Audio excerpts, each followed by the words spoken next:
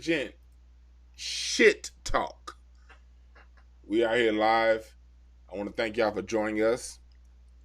Hit me up on hotepish.com/apparel for your t-shirts. Y'all see it right here. Boom. You like that. You like that.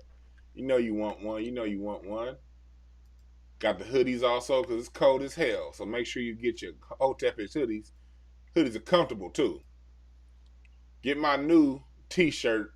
Black people don't owe anybody anything but an ass whooping. Dr. John Henry Clark.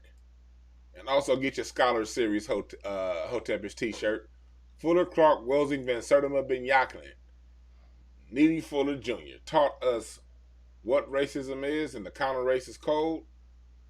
Dr. John Henry Clark taught us who we are as a people and how we got into our situation. Dr. Frances Cress Welsing, she went to Germany and studied racism at its root and wrote the ISIS papers and taught us how to deal with it. Dr. Ivan Van Sertima told us that we were here before Columbus, tens of thousands of years before Columbus. And Dr. Joseph Ben Yacklin taught us, man of the Nile, who we are throughout the diaspora as African people.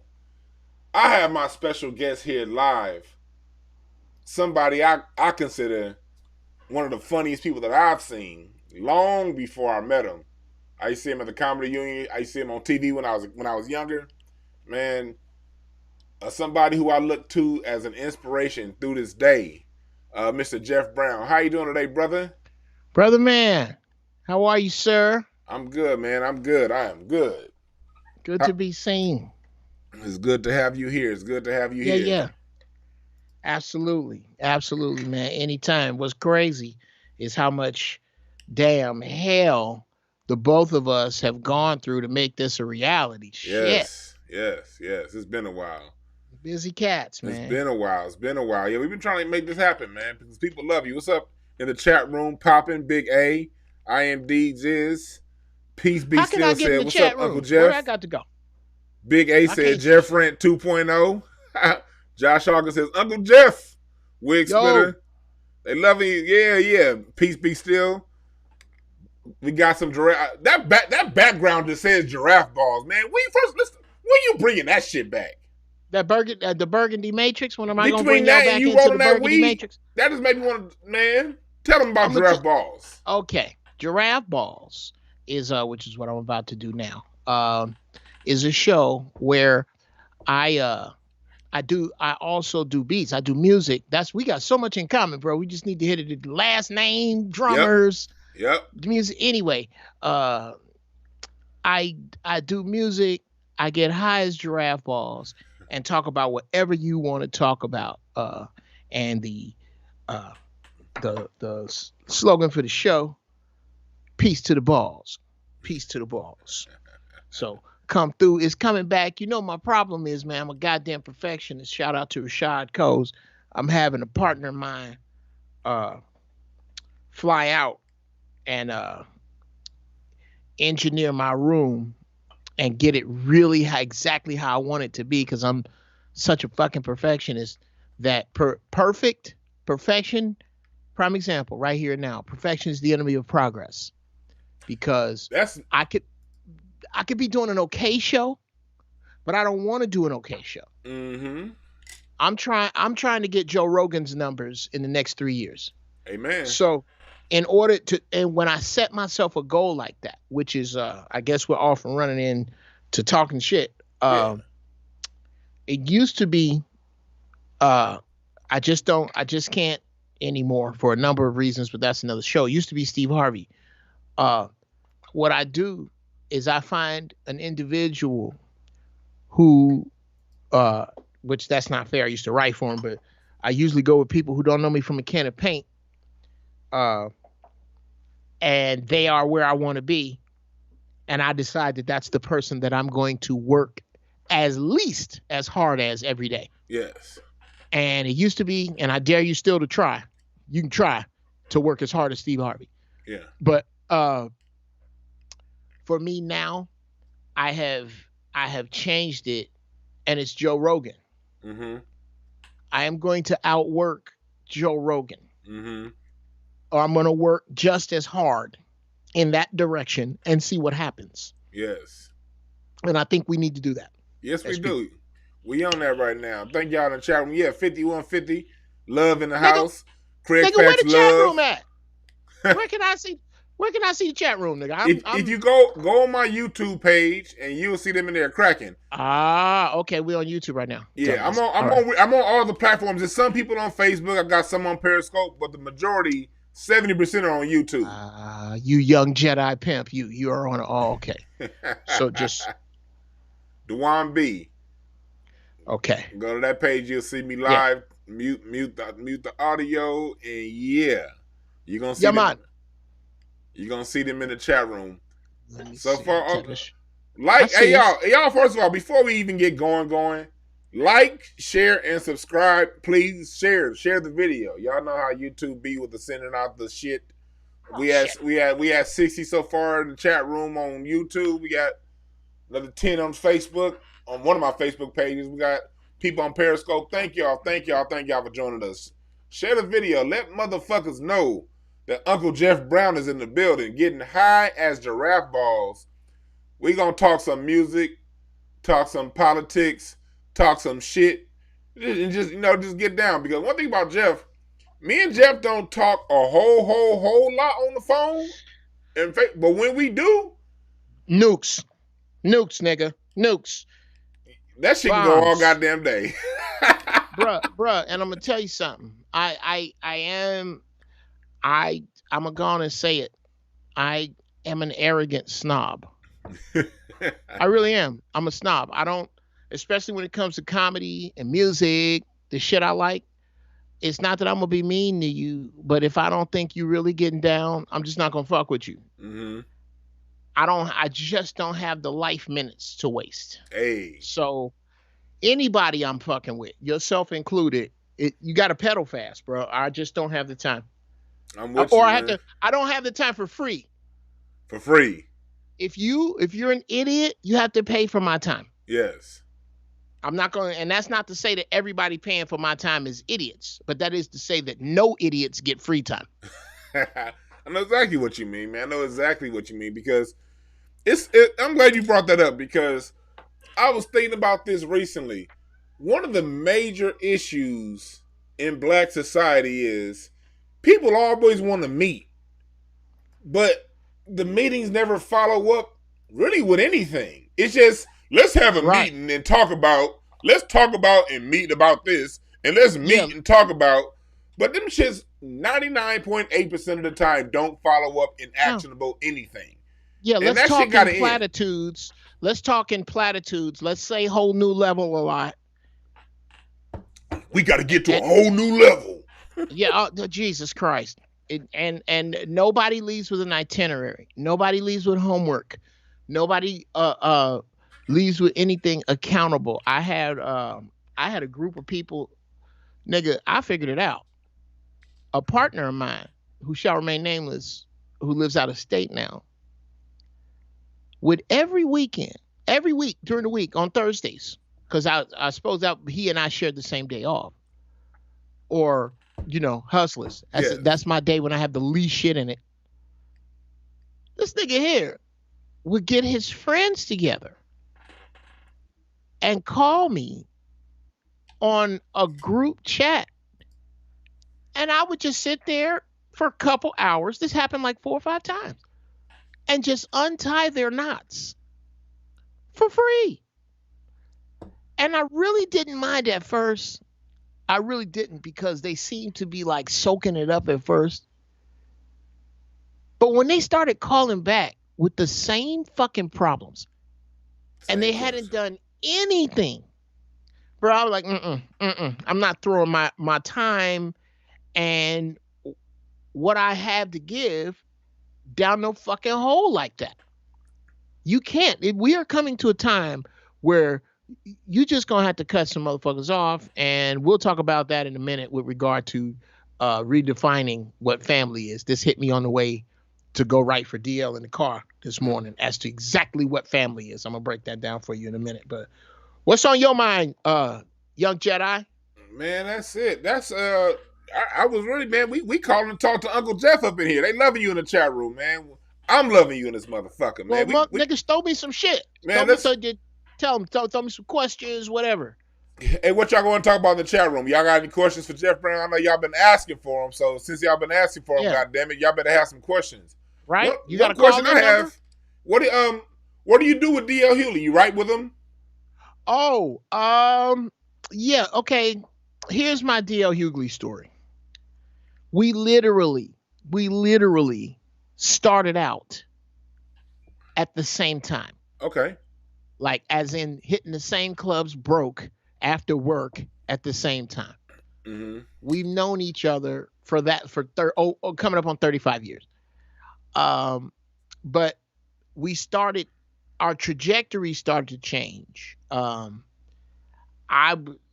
won Star Search. I went out, started doing the road a ton with colleges and opening up for a bunch of people that would really sound impressive if I gave a fuck about my resume.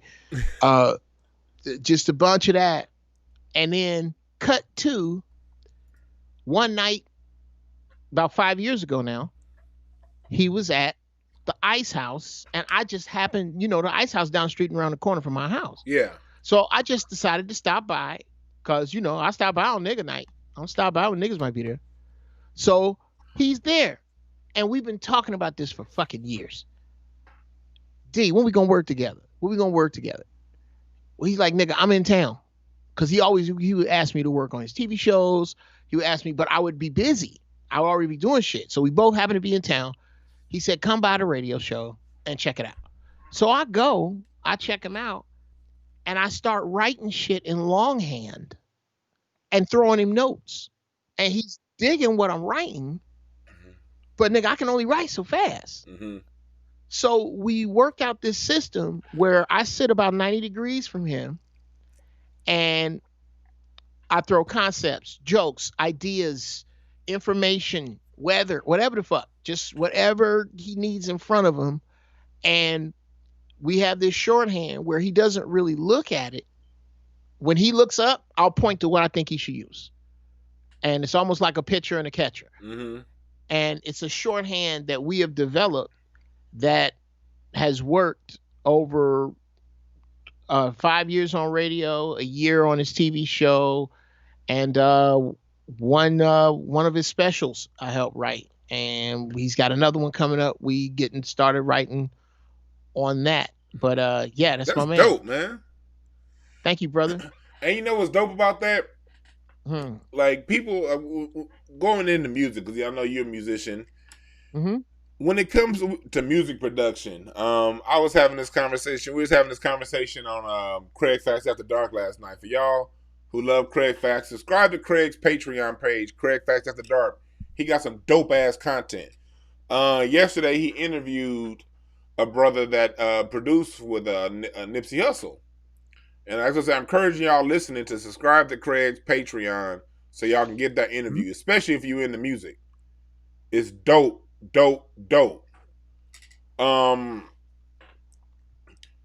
What's going on with one thing about music production? Music producers oftentimes come in teams.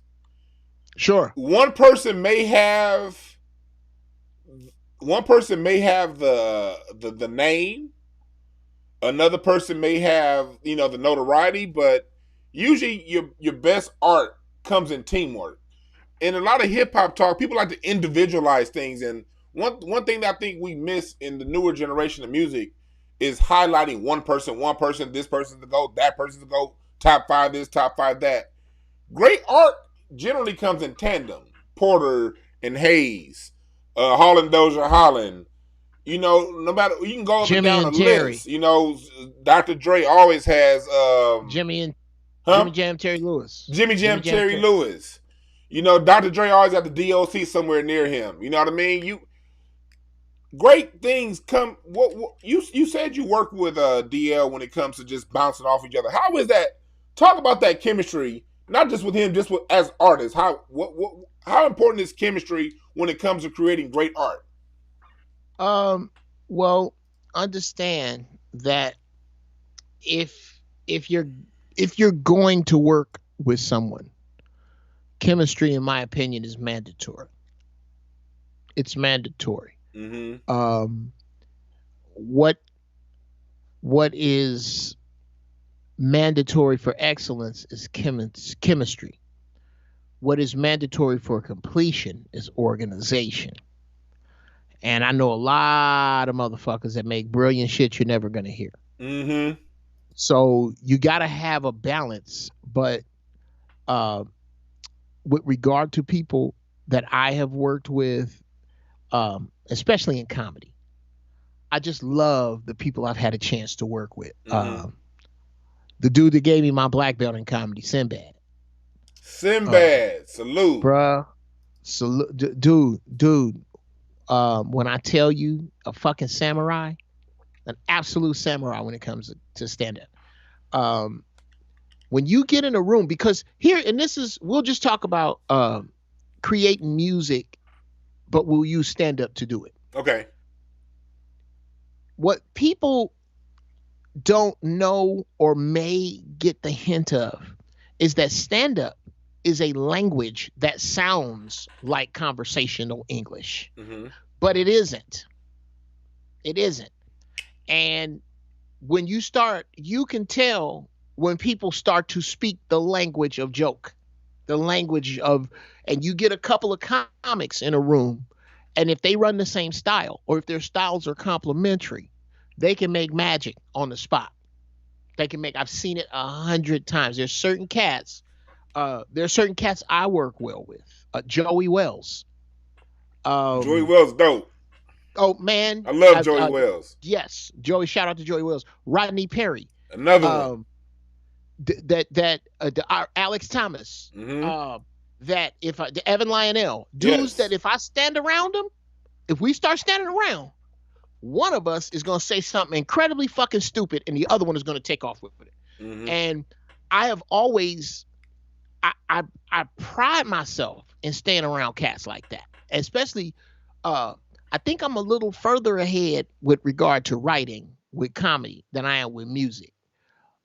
Music is so, because I know so many goddamn just demogorgons, man. I know monsters that corny memes, Sonny Emory. Hold on, you know Sonny Emory? Nigga. Don't make me tell my Sonny Emory story. Hey, no. Don't make me do it. Yes, I want you to tell a story, but I'm going to introduce Sonny Emory to the audience. Then I want you to tell a story. Yeah. For those listening, we about to have some nerd-ass music talk right here. This is for people if you into music. And if you're not into music, I want you to get into it. Sonny Emory. It's the way to talk to God. Is one of the dopest drummers I've ever met. I got introduced to Sonny Emory at the age of 14, when Earth, Wind & Fire had their live in Japan CD, I was 15, 1996. They had live in Japan. Wow. That's when I got I was just starting off on the drums. I was teaching myself how to play. And I heard that crazy live CD, and I said, who is this playing the drums? And that drum solo he had to Africano changed the way I view how the drums are supposed to be played. He's the reason why I like Yamaha sets. He's the reason why I still play Sabian cymbals, even though he switched to Zildjian in 2000. That's how much Sonny Emory meant to me as far as the way he played. This is one of the dopest drummers you will ever see in your life. What he does with the sticks, if he wasn't flipping his sticks and doing that shit, is still incredible. So I want y'all to YouTube Sonny Emory if y'all want to know who one of the baddest motherfuckers to ever play the drums is. Now tell your story, Geoff. Okay. That's so bananas that you spit out Sonny Emory's name and 1996. Because 1997, 96, I did the Sinbad Soul Music Festival for HBO. Yep, and I saw him on. You were on that shit. Yeah. I'm about to take you down a road that's going to be about 15 minutes long, and you're going to enjoy it. Do you know that festival got me into old school music the way I got? Because I was, at 1995, 96, I was learning how to play the drums, and everything on the radio was easy. So when I saw that Soul Festival, Earth, Wind & Fire, Ohio players and all them, I said, That's the shit I need to be playing, and that's what got me into old school music. But go ahead. Yes. I need to shut up. No, bro. We about to y'all about to hear a couple of fucking nerds just go way in on music. In '96, when they did the Soul Music Festival for Sinbad, it was Earth, Wind and Fire, Shaka Khan, Tina Marie, Ohio Players, Larry Graham, the Gap Band, Cameo. And when we got back here,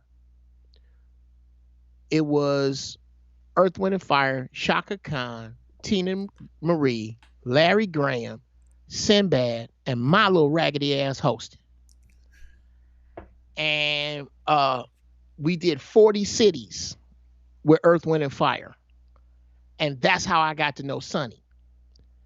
And nigga, when I tell you, I learned so much from playing, and I was a session musician at 12. I played drums. I started at 9. And Rudolph Drake, who used to be Shaka Khan's drummer, was my church drummer. Mm-hmm. So I had a solid foundation, and to this day, I can sit down right now and play with a record and keep time. I'm not choppy, but nigga, I can find the one. The one is in my soul. That's me. So Sonny, no homo, Sonny would always smell fucking fantastic.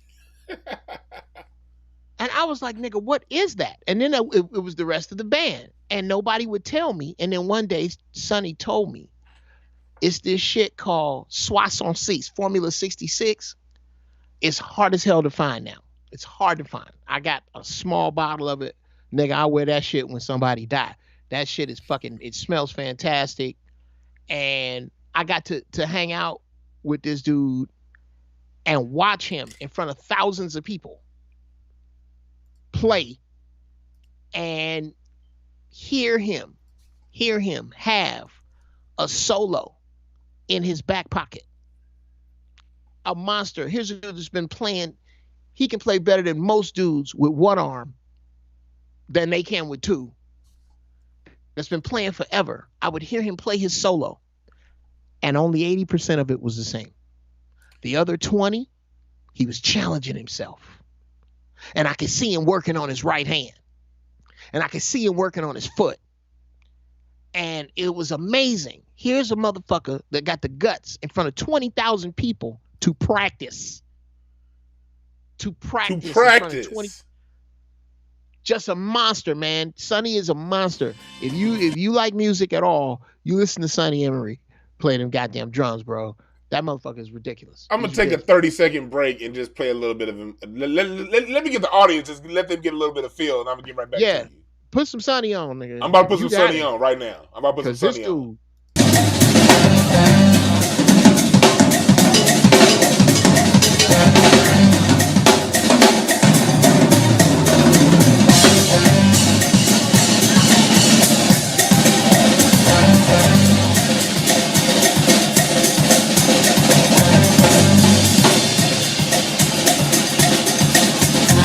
Dynamic, loud, low, keeping the hi-hat going with the left foot,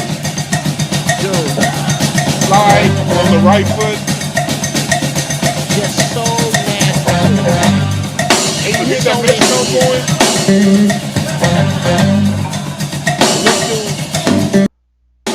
How old is Sonny? Gotta be there. He gotta be. And he looks 39. Double bass. I still can't top it up on double bass like that. No. I can't. You can get one of the other niggas. I can't do none of that stick flipping and cymbal snapping. Oh, dude. Look at that.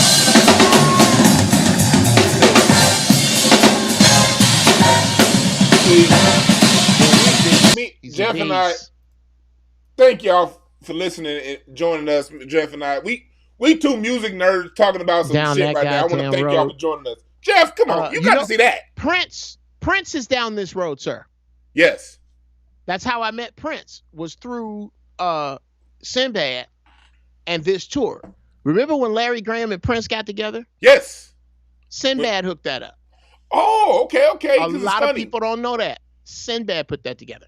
And it's something else people don't know. I was talking about this again when we were talking about Drake. People don't know that Drake's uncle is Larry Graham. Oh wow, I didn't know that. Oh, you know that? No.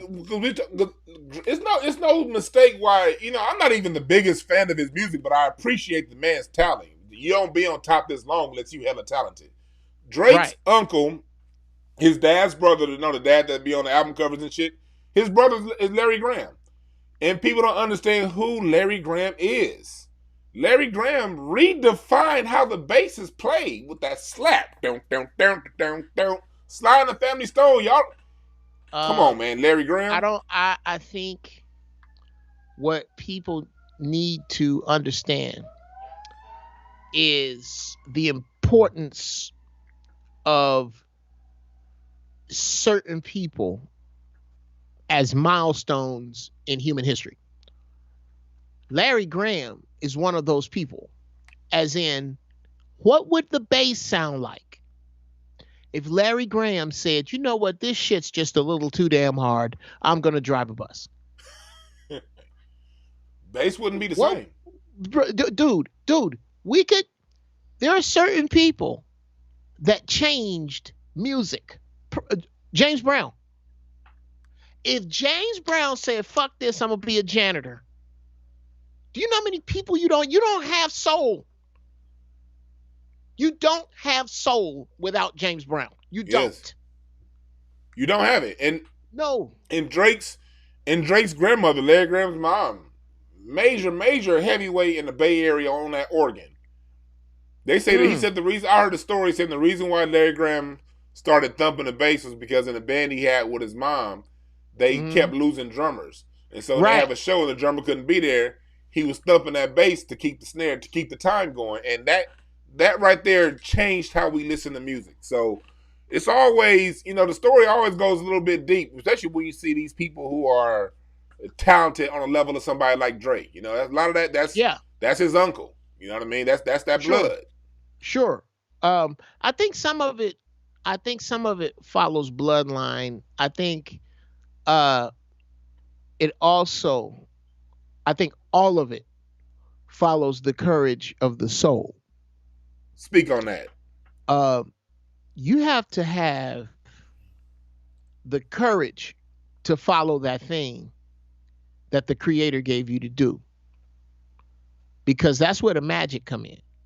That's where a Michael Jackson, a Michael Jordan, a Prince, these incredible people on that level, a Floyd Mayweather.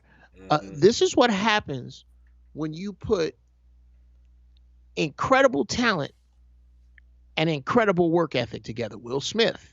Of course, Will Smith will back off of the talent. He'll go, I'm not talented. He'll tell you he ain't talented. He just has a sickening work ethic. And when you put those two together, that's what it's going to take. It's going to take drive in your lane. Drive in your lane is what you're seeing when you see a cat like a Drake. Yeah. You hit on a good point, and that's something. It's funny you hit on something that I love to talk about recurrently here on this show because you know how we are, Geoff. Anytime we bring up any kind of issues and talk any kind of thing, we always like to talk solutions too. And one of the primary solutions to anything, no matter what you're talking about in life, is always inside of you. And what you said, you hit on something real deep when you say you have to have the courage. Because all of us have that voice and that thing inside of us that's pushing us in a certain direction. But we've been trained through the school system, through media, through the TV, to ignore that thing and follow the program. One thing that I do in all of my work with kids has always been to teach them to listen to their voice. And at the same time, teach parents to know that the child has a voice within them that's always going to lead them and always going to be there with them, and to encourage them to follow that. We've been so trained to go to college, get a degree, get a job. You had something to fall back on. You got something to fall back on. Yeah, you got You know, then marry a woman that looks like this and get a house in that neighborhood. People check off all them boxes and be miserable as hell. The way to avoid misery in life is to listen to that voice within you. For some people, you're going to reach Prince level at what you do. For other people, as great as Prince was on the guitar and in his music, you'll be as great with your internal happiness when you follow that thing inside of you telling you what to do. That the creator gave you. Exactly. Stop looking at everybody else's thing. It's actually voyeuristic. Keep your eyes on your own thing.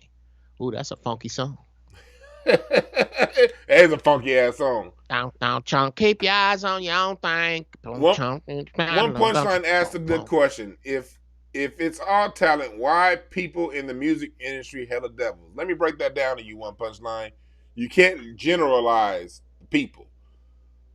Most of the people that are in the devils that you speak of in the music industry is generally the people holding the ink pen to the contracts, not the ones holding the ink pen to the writing of the songs. The music industry was created, funded, and still run by very evil people with evil things in mind. But these people were evil before they got into the music industry. They just saw something where there's a bunch of talented people creating stuff that they can come in and capitalize on. You don't want to conflate the business of the industry and what happens in the industry with the artists. Because oftentimes the media will point to the artist and say, that artist did this, that artist did that black record executive. But ain't none of the people they pointing to controlling the money. So you do have things go along internally within the business between the artists and the talent and the executives that it does appear like the artist is the person that's the evil one. Oftentimes, even if that artist does something that you may look at as evil, it's generally a response to the environment that they're placed in. So we want to get off that we want to always put the blame on where the blame belongs. And that's not complaining, that's not crying, that's just telling the truth. These niggas y'all looking at ain't signing nobody's checks. You dig? Wow. I think the other thing is I want to break that sentence down. Okay. I believe he said, if it's all about talent. Yeah. If it's all talent, why people in the industry hella devils? Well, I hate to answer a question with a question, but my first one is, whoever said it was all talent? Brother, I can tell you, talent is to the entertainment industry what a basketball, sneakers, and Gatorade is to the NBA. There's so much more that goes into this. There's so much more. So what I'm saying is that there's so much bullshit in it. You have to overlook that bullshit to find the talent. And the people that do that, well, that's where you have nerds like me and Dwan. Where when an album come out, oh my God, I was reading the entire back of the album. Who played what? Yep. Why is this person credited this way? I'm gonna go back. Something I did with Off the Wall with every song. Mm-hmm. With every song on Off the Wall, I read who the musicians were and played the record over and over and over and listened to each musician only. I'm only listening to the drums. I'm only listening to the bass. I'm only listening to the keys. And that kind of love is not lost because this business ain't shit. This business ain't shit. Now, the truth is the genie's out of the bottle and record deals are for lazy people now. They kind of always, not always have been, but they kind of always have been since the 90s. Yeah. Master P and my man Too Short taught you that. Yes. Mix-a-Lot taught you that. That a lot of people who took record deals was because their business sense, and let's just be honest, this way that the oppressor does business, we were purposely, remember, it was illegal for your ancestors to read. So just because it becomes legal for you to read doesn't mean immediately those who come right after that ancestor are readers, because they have to be incited to read by readers. So they have to come in contact with readers. So they go to school and they get in contact with readers, but they can't read. And they come from people who cannot read. Do you know how long it takes to get to genius that's far enough away from that blast radius? So you can't ever, I say this now. We used to make a joke about it. Everything is the white man's fault. Everything is the white man's fault. Give me time. Give me time. On any subject, something wrong with black people, I can draw it back.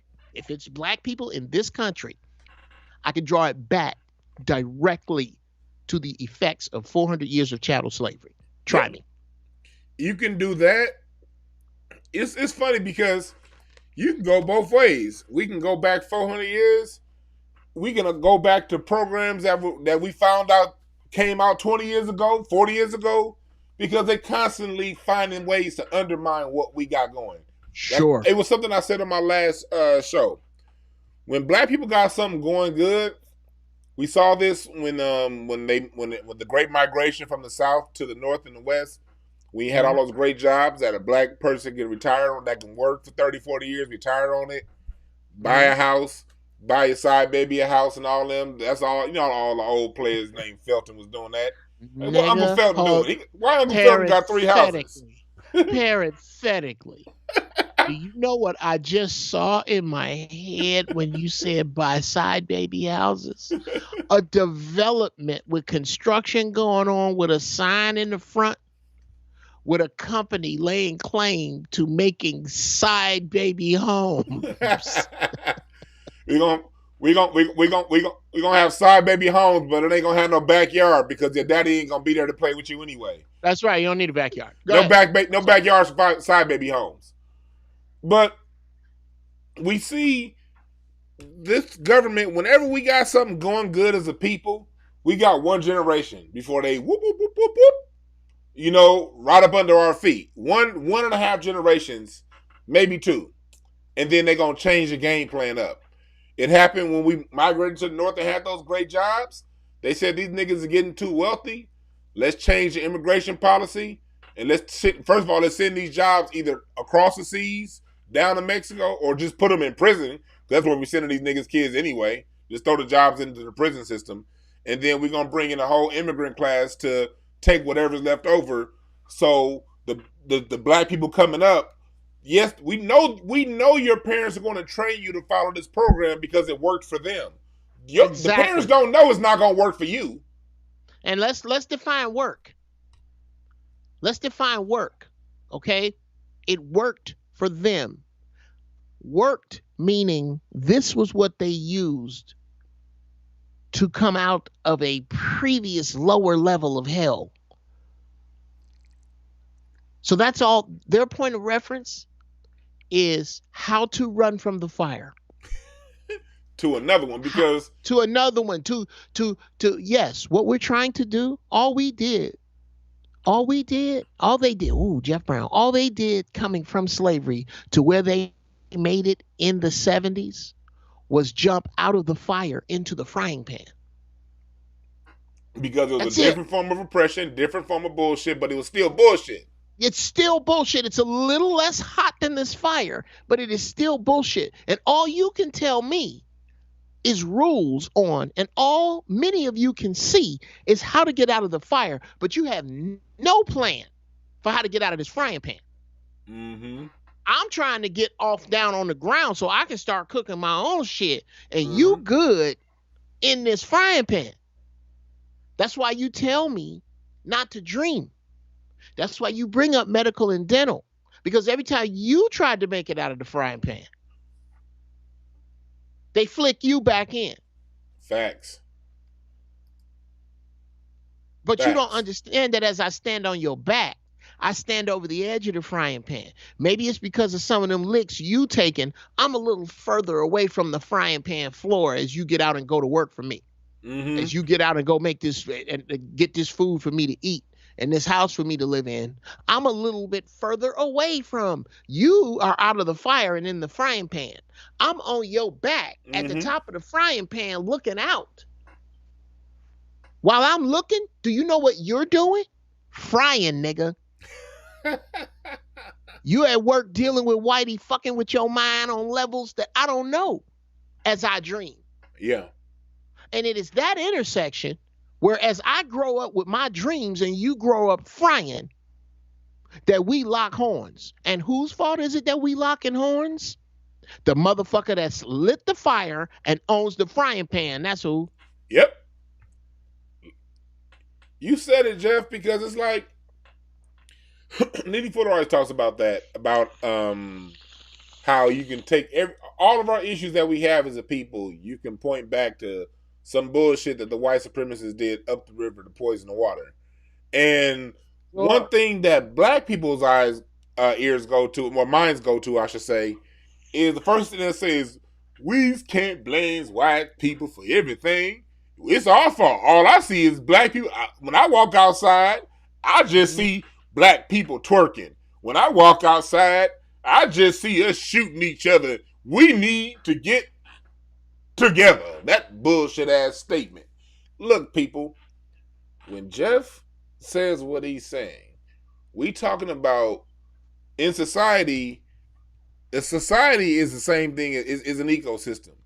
If you're looking at a plant, and there's a lot of you weed smoking motherfuckers out there right now watching like Brother Geoff Brown, so y'all know what I'm talking about when I say a plant.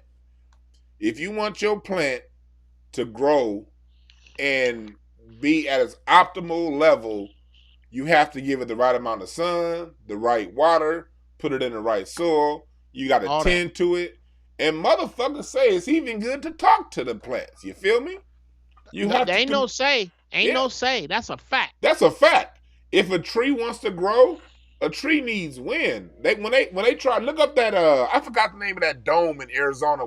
They try to make a dome to where all life can sustain inside this glass dome. What's it called? The biosphere in Arizona.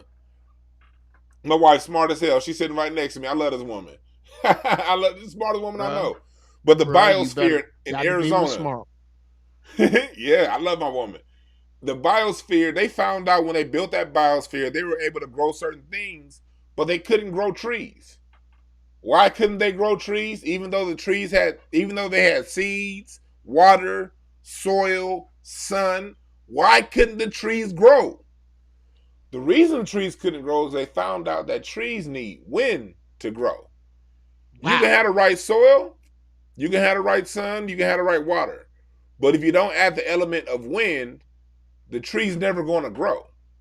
Humans are no different. We share 92% of our DNA with trees. People be looking like, look, if it grows from the soil, motherfucker, you share DNA with it. You feel me? Yeah. People don't understand that.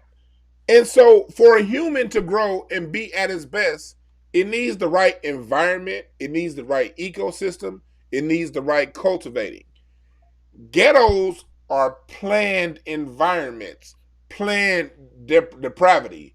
They plan these things. There's a reason why no matter what city you in, if you're on Martin Luther King Boulevard, it's a guarantee it's nothing constructive. There are no libraries on MLK. There are no juice bars on MLK. But it's a fuck ton of liquor stores and check cashing places on MLK.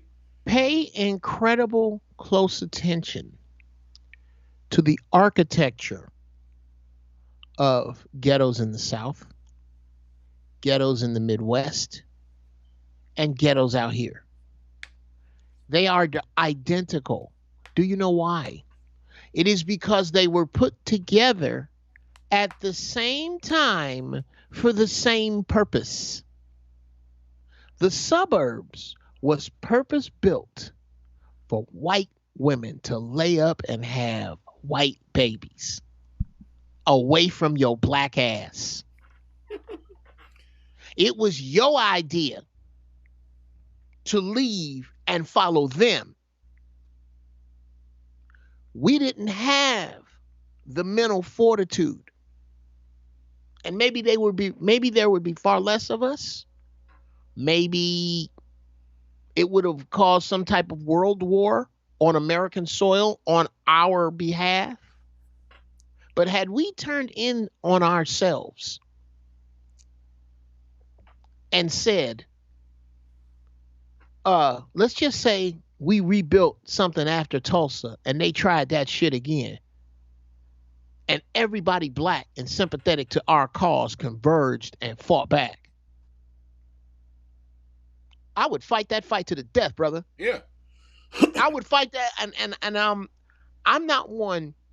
I ain't telling you to go out and start bashing arbitrary white people in the head. That's bullshit.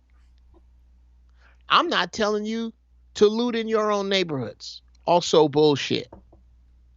What I am telling you is that the fault what is my man's name that just died in Minnesota? George Floyd? George Floyd. The blood of George Floyd. I'm about to say some harsh shit.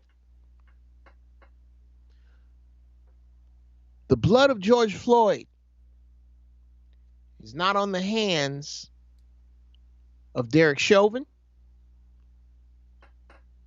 the Minneapolis Police Department, the state of Minnesota, United States, or white people. The blood of George Floyd is on the hands of the black people who stood there and let a white man put his knee on his neck till he was dead. I'm telling y'all, I ain't Superman. And me and Dwan, nigga, I don't think we've ever hung out. But I tell you this, if you down on the ground in front of me, either one of two things is gonna happen, bruh. Either you gonna live or they gonna kill us. And this was before all of this went down. You're not finna kill no black man in front of me. You're not gonna put your hands on no black woman in front of me. You're not. Mm-hmm. You're not. And I don't give a and it's on the hands of the family. Yeah. You can't allow these things to happen and allow a settlement to be the thing that calms everything down. No. And I'm not telling you motherfuckers what to do, but what's not said is understood. You feel me? Brother, here. Let me be clear, man. I'm going to do this right now. I wasn't planning on it, but it's crazy how the creator works. Everybody went to breaking shit and went to protesting when George Floyd died. I didn't. I went to Google. Mm-hmm. And I looked up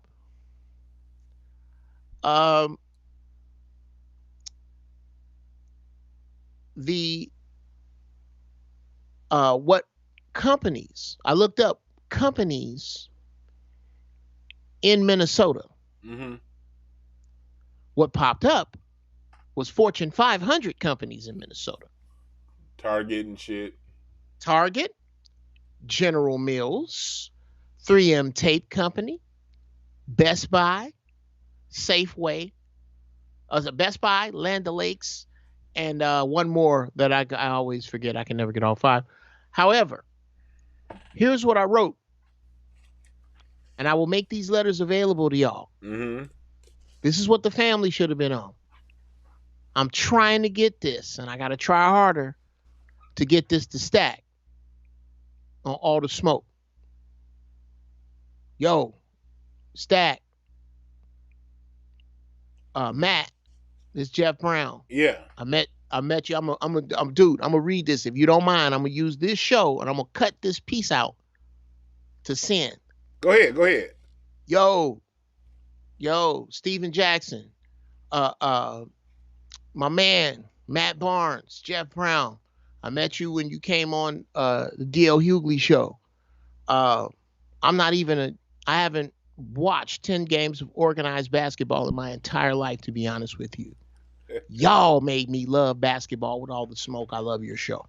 To see how much brothers love each other and show it and talk to each other unapologetically like niggas. I love that shit. But anyway, Stack, I'm trying to get this to you. I wrote this letter, and this is the direction I think the family, the whole family, all 13 million of us, should go in. This is to Jeff Harmoning, the CEO of General Mills. Dear Jeff, I write this letter in response to the most recent death of one of my brothers at the hand of the Minneapolis Police Department. This happens so often in our country that the names do not matter anymore. The track record of police brutality and racism in your state is long and storied. Since 2000, 53 of us have lost our lives in Minnesota. This letter isn't about them. It's about you and your company.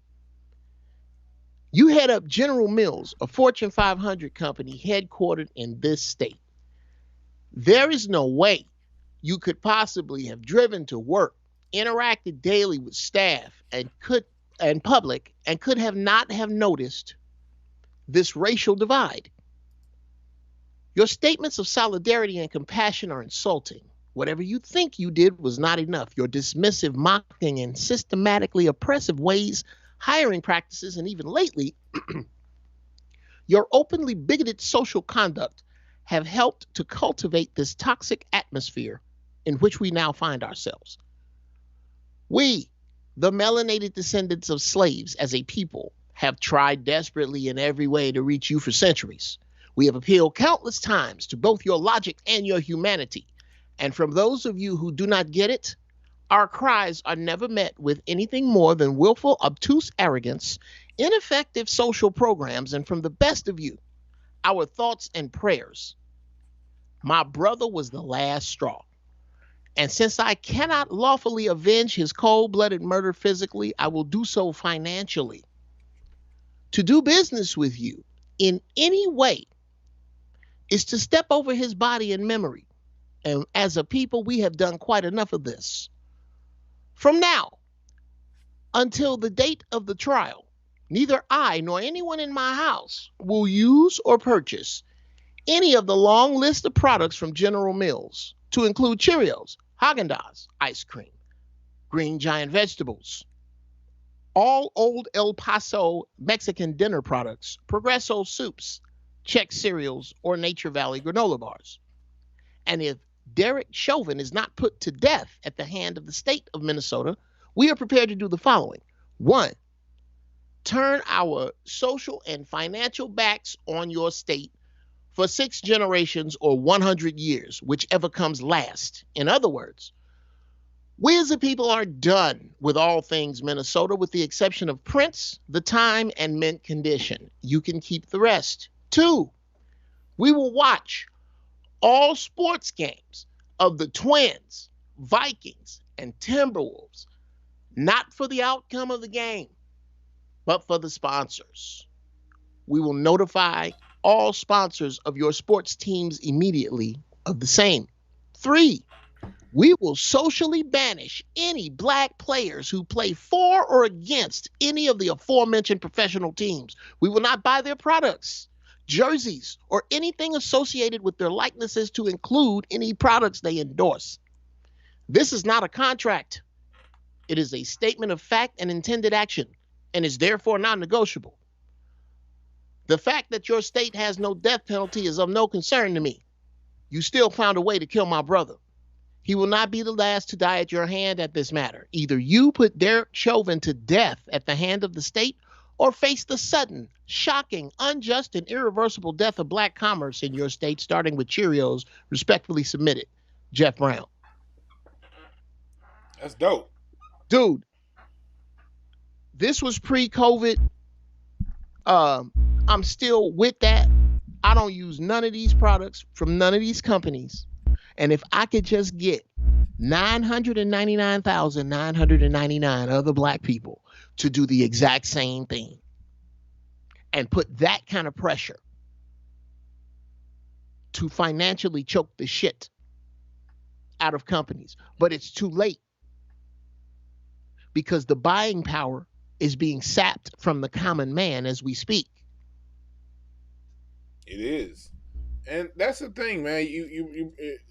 We have multifaceted ways of attacking this. You know, there's a political route, there's an economic route, there's a family doing what they got to do route. All these things play a part in us getting justice. What doesn't play a part is a lot of the shit we've been doing and going, like we were talking about earlier, blaming things on ourselves all the time when it's the environment. And this is what I want to say, going just to close out this portion of it, talking about environment. Sure. When we're talking about environment, people, we're not saying there's a one-to-one connection between. We're not saying there was some white dude with puppet strings making motherfuckers shoot each other. What we're saying is this: if those people shooting each other are put into an area, look, just say you got 100 people. Make the numbers real easy. There are 100 people out there that we're going to go in this thing we call a ghetto. We're going to throw these people into this thing we call a ghetto. All right. When we throw these people in that ghetto, we're going to redline that area. It used to be through direct laws. Now it's just through housing prices. One thing they do when I used to work in banking, I realized even black people with great credit, they'd give you your loan approval for an amount that's only going to keep you in this small area. If you right, they're going to give you a loan amount for $500,000. LA $500,000 ain't gonna get you shit. All right, where y'all live across the country, y'all speak for yourselves. But in LA, right, if you black, you got A1 credit, you got two good incomes, husband, wife. Your loan amount is gonna come to $450,000, $500,000. That's going to ensure that you have to move your ass to Corona, somewhere east of the 605 freeway. Unless you got another 500,000. Exactly. That's where you're going to be. So this is what they do. And if you're white or somebody else with not as good credit, not good enough income, you'll still get a loan amount that's going to keep you here where they want you. They keep you in this box, 100 people that are in this box. And in that box, they throw enough resources, enough income, enough ways to make money, enough resources for 60 people, 70 people. What are the other 30 going to do? We're only going to offer enough means for 60 of you 100 to get a job and to make an income for yourself. The other 40 going to have to do what? Create an underground economy, because guess what?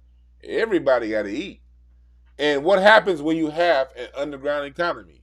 The same thing that happened in the 19 teens and the 1920s with the Italian and all your different gangs. You're going to have the people on the streets solving their problems themselves, which is going to amount in a lot of violence. So that's what we mean by we can point back to whatever problems to an outside source. What's the solution? The solution is what Geoff brought up earlier. We were talking about going inside and discovering your gifts, because they're not going to tell you that's always going to be an out. That's why I respect the people who sell incense. That's why I respect the people who create the cocoa butters, sell them at the people. A lot of times people laugh at the people at the Juneteenth festival, whatever, selling their incense and cocoa butters and shit. But that person has a life independent of the nonsense, and they're always going to find ways to eat. So the thing is, always think outside the box. You are the goddamn box. Create your own goddamn box.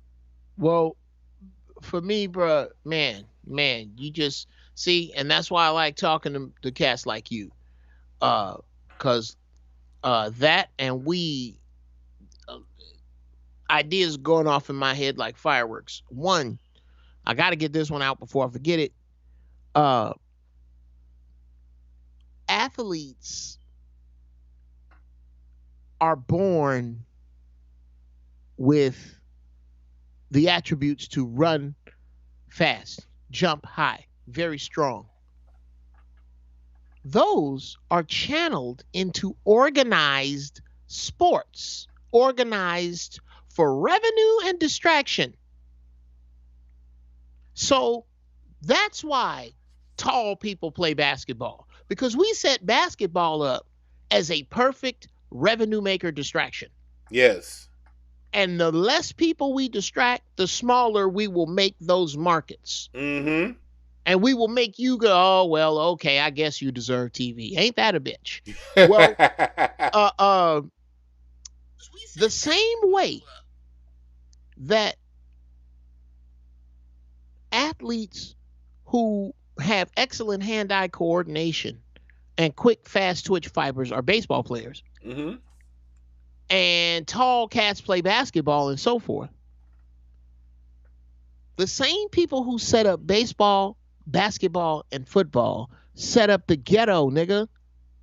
And they set it up the same way. The smarter of you, we are going to make it so this is a thing that you leave when you get your shit together. The strong and fast of you, we are going to pluck and give you trinkets and encourage you to stay away from this place we made. And what does that leave? Lost sheep. And here come the wolves of commercialism, drugs. And you gonna grade, and all I'm saying, and I used to be guilty of this because I was a nerd. I didn't go to the 6th grade, and my mother stopped them from putting me in the 9th grade at the 5th grade in the ghetto. Look up zip code 60636. Them 36s is there for a reason, nigga. I agree. That is one of the worst places in America to grow up in the 70s, is where I grew up, on the south side of Chicago, and I would not trade it for shit. And growing up smart, bruh, I'm telling you, I wasn't the only one. It was plenty of smart cats that I grew up with, that because the dice was set up in this game, they rolled them and was in the wrong basement and got shot, was in the wrong place at the wrong time, was denied the wrong opportunity. Yeah. Let me go a little bit deeper on that. You said something very key right there. You said that, you were in the area and you were very smart. People know I working with all my years working with children. One thing I realized, and I was talking to a client about this today, my client I had today. The main reason why I set up my company to do what I do, Breakthrough Advocacy Services, is over all the years of speaking to children, schools, teachers, and families direct, you start to see a common theme. And the common theme is school systems and society targets smart, especially smart boys. If you have a child that thinks for themselves, the school system finds a way to put that child into special education. And when that child is acting out in class, everybody's like, oh, my son is bad. I don't know what happened. He had good grades in the 1st grade and 2nd grade. Now he's in middle school. He's shooting everything up. He's terrible. That's because especially if you were in the ghetto, but really all over, the school system targeted them little boys for destruction. And it's always the one. One of the misconceptions is your gang members are just the dumb dropouts. Hell no, they may have dropped out. Come on now. They may have dropped out, but it wasn't because they was dumb. What I often find is these were the most independent of thinkers. These are the ones saying, "Oh, you telling me 6 + 2 is 8, but I see it as 7 + 1 is 8." And then the minute that kid asks some kind of question like that, he's now on that teacher's target, right, for special education. I see 3.5 times 2 + 1 is 8. Yeah. You're being disruptive, yeah. Devontae. Right. And so sometime Devontae is being disruptive. But here's the problem. The unfair shake that you didn't give to black male teachers. One of my favorite videos is these two little boys about to fight in a classroom, and it's a brother's class. Have you Oh seen yeah, I that saw video? that one. Yeah. Where that brother breaks that shit up? Yeah, I seen A that lot video. of times, all these young boys need is bass. That's what all they need. They need just somebody to come around. They need that bass, because that within that bass, they feel the love. Right. And they know it. And shout out to Mike Robertson. Oh, Mike Robertson in the chat room. Yes, sir. Niggas be smart shaming. Yep. Here's why. It is because we were taught. We were programmed that not only is knowledge. Let me bring knowledge from where. Ooh, man, I love good weed. I'm gonna bring knowledge and the way we look at it from the blast of chattel slavery to now. Go ahead. When we were brought over here in change, knowledge was deadly. It was poison. Mm-hmm. Let me catch you reading, nigga, and I'm gonna hang you from a fucking tree. Then it became mystical magic only for some, the preachers. I'm gonna let you learn how to read, but out this Bible. And then you teach the other niggas. You're not on mute, actually. No, I hear you crunching and shit. Nigga, get your weed. I was on mute. You see the edibles? I got the yum goodies. Okay, we got to talk, man, because I'm scared of edibles. I can tell you my edible story. I was scared of edibles. I had a fucked up experience, but in the last year, I'm gonna let you finish telling your story, then I'm gonna tell my edible story. Okay, then we're gonna talk about edibles. So yes, so it was mysticism for just the preachers who could read. Then it went from there,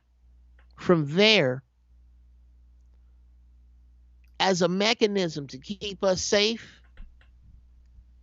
We began to ridicule those of us who could think outside of this oppressive set of life rules given to us by a people who gave us a religion when they also said because we were black, we had no souls. So as we move further away from that, knowledge is turning into this powerful thing that it will soon be. And I believe this devil that we have been told is going to be thrown in a hole for 1,000 years, metaphorically, is the black man's loss of knowledge of self. Because once we truly know and love ourselves, brother, most, if not all of these problems go away. All of our problems start with the white man. Mm-hmm. None of them end with him. They all end with self-love. They end with us. They end with us. They start with him. But they end with us. We could eradicate black poverty in this country in 5 years. And you know what? I'm glad you said that, because something that Dr. Ben teaches us, a saying that's on the wall of every temple throughout ancient Kemet, current Kemet is still there. Mm-hmm. All throughout the temples, all throughout the pyramids, all throughout any of those holy structures, the phrase that's on everything is, man, know thyself. That's some shit that the Greeks took, and they like if you go and Google this shit, it'll say the Greeks said that. No, the Greeks ain't say shit. The At Greeks all. didn't say a motherfucking thing About shit ever. And this goes double for you black Greek niggas. We're gonna have another conversation about y'all. But You know what I want to have? You know what? Parenthetically, bruh, and I'd love to have it here. I think, Tony Stark trying to recruit Spider-Man is a little below your pay grade, but I think right now, I think we're doing some Tony Stark, Incredible Hulk, or whoever the fuck. I'm the Hulk, actually, in that world because of the way that I smash shit when I speak and don't give a fuck whose feelings I hurt. But I'm saying that. What the fuck were you talking about? I was making. We was point. talking about man, know thyself, and the Greeks yeah. stealing that shit as if it was theirs. Yes, the Greeks, bruh. You need to have a show. You need to host a show, and I want you to get some black Greeks on here. And shit, me, you, and another dude that think like we do. And let's discuss black Greek culture. You think they'd be willing to come on and defend it? Bruh. Let's see. Look, I'm gonna tell you what. Let me say it right now. If there's any black Greeks in the chat room, or if you know of any black Greeks who are down for their cause, down for their frat, because I know some people that's in frat. With love. Because I do know some frat dudes, but they've been sort of awakening and coming out and really starting to see what's going on over the last 4 or 5 years. But if you know anyone that's still in that with love, we would love to have a conversation with them on air so we can talk out, maybe it is something within it that I can learn, that maybe I can at least understand and see their point of view and their side of it, why, and understand it. But we want to at least have the conversation. I'm wondering, other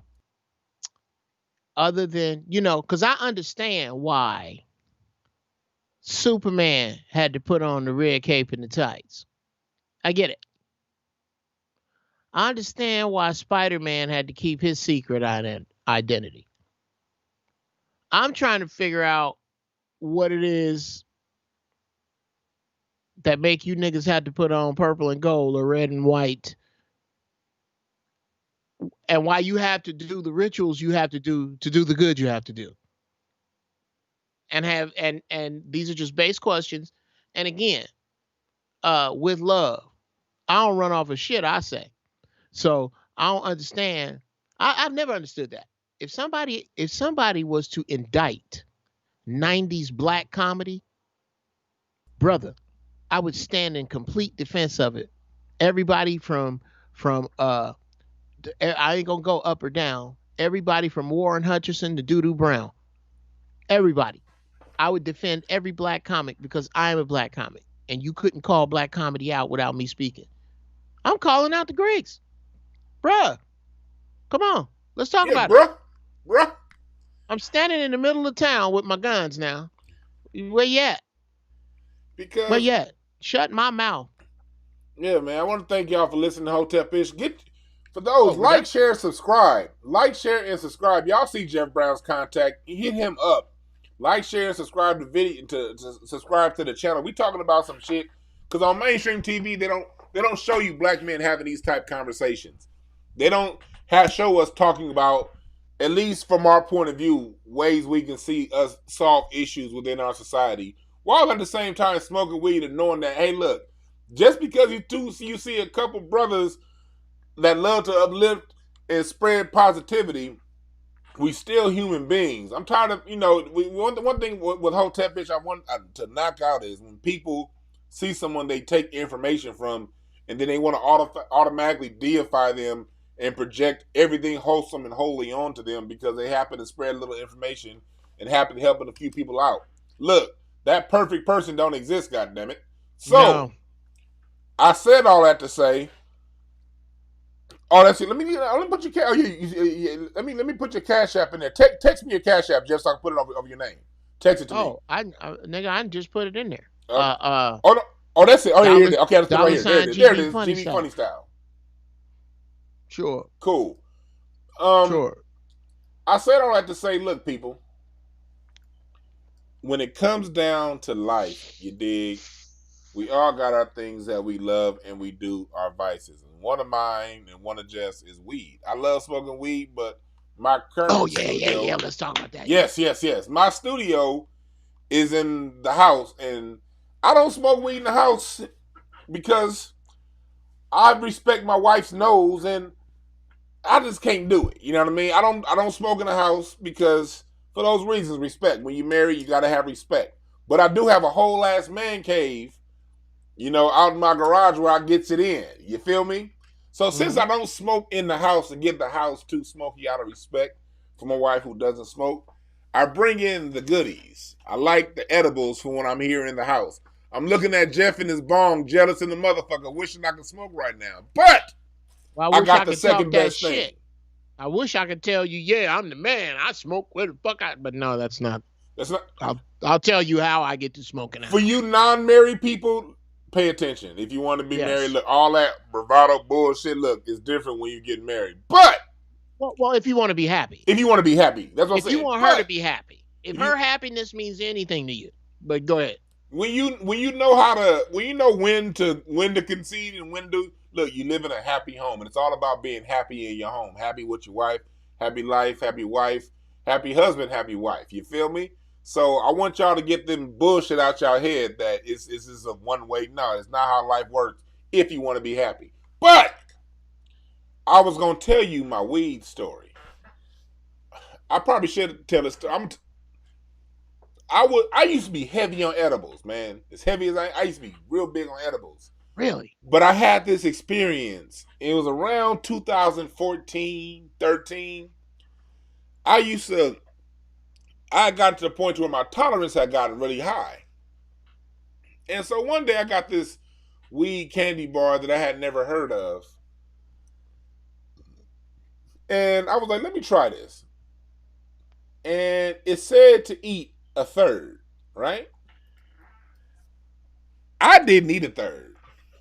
I said, fuck this shit. I'm eating half. Matter of fact, okay. I'm eating 2/3. Oh, okay.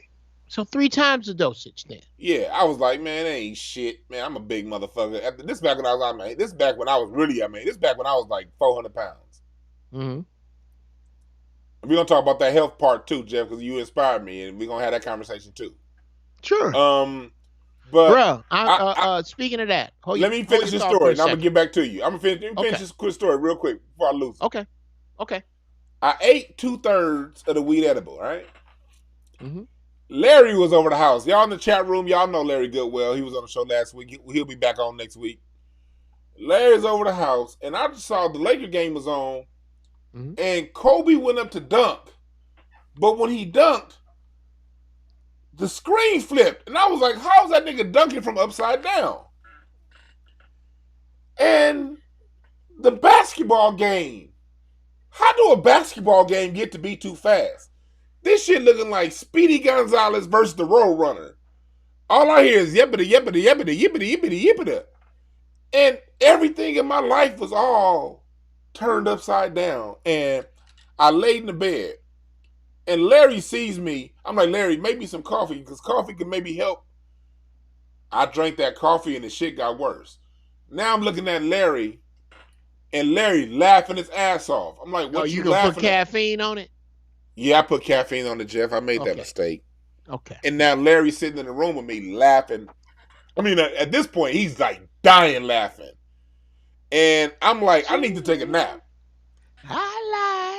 I go to take a nap.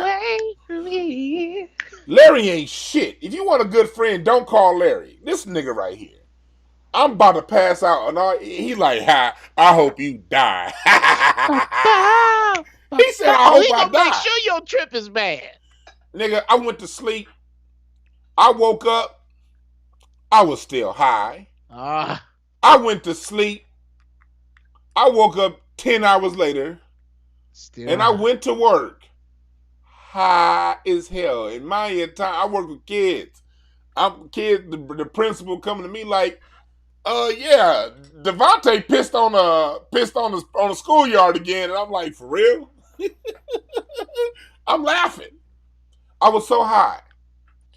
Back then, we had season tickets to the Clippers. I go to the Clipper game that night. High. I wake up the next day. It's a Saturday now. I coach basketball. Wow. That's why I was coaching basketball. I wake up. I got 2 games to coach. First game's at 8 a.m. out in Orange County. How many days later is this now? Day and a half. I took the shit on Thursday night. I was high all day Friday. And then Saturday morning, I got 2 AAU tournament games to coach. One at 8 a.m., one at 1 p.m. I coached that 8 a.m. game so high. I'm over here putting in the kid that dribble like he got 2 left hands on his right arm. I'm letting that nigga start. I'm over here running plays for the kid that run like he got 2 left hips. And I fucked that whole game off. And it wasn't until in between games when they had the barbecue you thing. Start to calm down. I finally ate, and then by the second game, the high was done. Geoff Brown, I did not eat an edible for almost 5 years after that. Bruh. Let me share my edible story and why I have not done an edible, and it's got to be a decade now. Mm-hmm. Me and my girl, who is now my wife, we had moved in together, and we went to this function, and it was a black function that somebody asked me to host for a little bread, and I agreed. And when niggas get a room, they gonna do everything in that fucking room. We gonna have a step show. We gonna have a wedding, a cotillion. You get your puppies. We neutering puppies in the back. We making ice cream. They had everything. So one of the things they had was like this food expo. And there was this cat, I took a break. I went over, and he was a brother that had this booth, and it was a dope looking booth. It looked like it was in the mall, nigga. But nobody was coming to it. It was called Charlie's Brownies. I need to see if he's still in business. And he was like, hey man, you funny and this, that. I make brownies, man.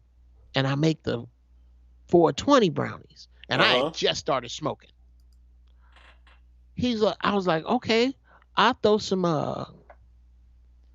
I'll throw some light your way. So I go back up on stage and I go, y'all give me a shout out to my young brother back there, got his own business, Charlie's Brownies. And everybody kind of clapped. And I said, not only do you need to buy chocolate from that brother, because that's a brother with his own business, but he got them brownies. And this was 10 years ago when it was still kind of on the low. So there's a line that forms. He sells out of all his chocolate, all of it. He said, man, I can't thank you enough. I saved you a brownie. You can have it. And I said, okay, thank you. He said, now this is a special brown, dude. Are you used to smoking? I said, yeah. I said, so this is my first time. I want to try this. I've never done it before. He said, okay, for you, this is a very potent brownie. This brownie was $30. This is like a party brownie, nigga. Party brownie. Nigga, how you gonna eat $30 worth of weed before it go bad? It was huge. It was like this. It was like huge. He goes, take a pinch of a pinch off a side. Mm-hmm. So I said, all right. Now let's get back to the nerds that you and I are. I happen to know that it takes about 6 minutes and 37 seconds for marijuana to make me feel the effects of it after I take a pull with a pipe or with a bong or with a spliff. So I sit there And I'm going to time this shit because they say it's different. So 10 minutes go by. 15 minutes go by. Nothing. I said, well, maybe all the THC is around on the other side. Around the other side. So I, because it's, you swirl it around in there. It could not be, it could be, there's just not an exact science. It could be on the other side. So I turn it around and take a pinch off the other side. 30 minutes go by. 40 minutes go by. Nothing. Oh, he must think I'm a lightweight. Let me go and take another pinch. Nigga. At exactly the hour and 7-minute mark, my Uncle James showed up. My Uncle Junior showed up. My Aunt Remel showed up. My Uncle Clifford showed up. And all 4 of them niggas is long dead. But they was just there. Long dead. They was there, nigga. Like you there. They was there. The hallway started going like this with the music. And nigga, I was not enjoying the ride. I was not enjoying the ride. And yes, thank you, Philip. The ancestors came. Brother, I was like, if this is what it's like, I don't know if I want to fuck with this. So, I don't know if I want 10% of what's happening right now. So my wife looks at me and goes, you are not right, are you? And I go, She said, I'm going to drive. So I get my bread. We get in the car. And I'm telling her, baby, I have never felt like this before. I have never. My insides are churning in ways that are making the world churn. The only way I can explain it is that my guts are responsible for matter right now. And it's all twisted up. And like as I get bubble guts, the freeway goes like that. Or so I thought, Dwan. I thought I was saying this to her. I swear to God I was, but I wasn't. Nothing was coming out. Nothing. Until we pulled up at our gate. And I looked at her and said, I'm about to throw up. She said, open the door, open the door. Only I didn't say I'm about to throw up. She could see it. Nigga, when I tell you, I cleaned my upper intestinal tract out in front of where we live. I was so fucking sick. I was so sick. Bro, I was like, you know what? Fuck that. I'm good. I think what somebody said, Deep Impression said, you let the third eye open. Bro, if that's what it see, I was okay with the visions. You're a fool for that, Deep Impressions. I was cool with the visions, nigga. It was that stomach and head. I don't need, so I will try it again, D. But somebody got to baby step me through that shit.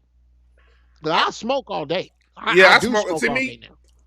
I've had these edibles for a while. I don't do edibles a whole lot. Like I do them some. I don't do them a lot because I'm a smoke. I'd much rather smoke weed. I don't drink alcohol like I used to.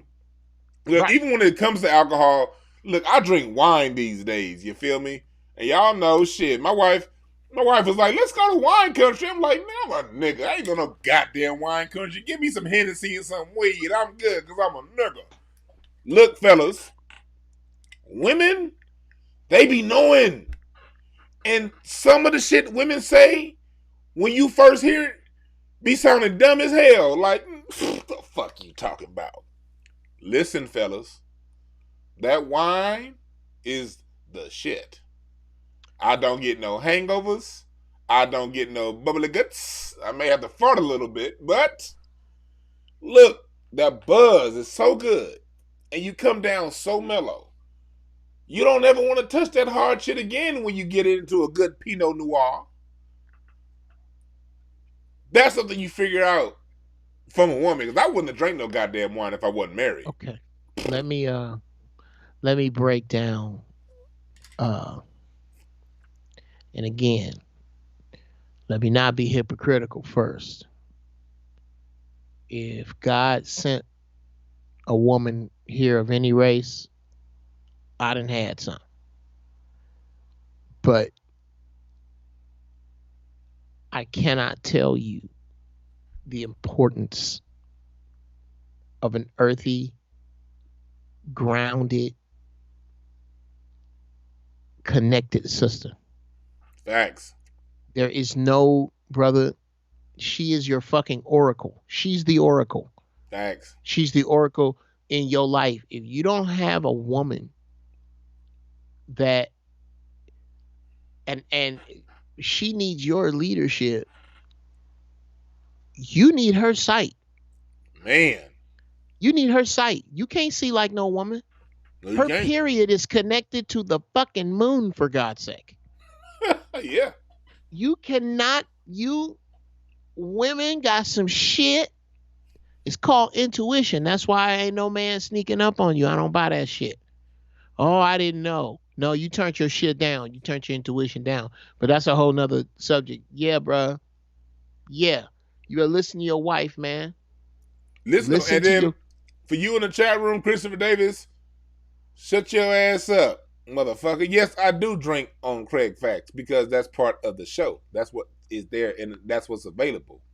When I'm on my own, as a matter of fact, the first time I started drinking hard liquor again was when I got on Craig Facts because it's always there.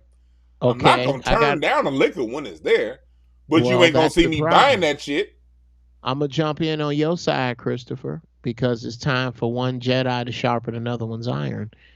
You may have this, sir. This is free of charge. The next time that you go on Craig Facts, get you a brown paper bag and get you a bottle.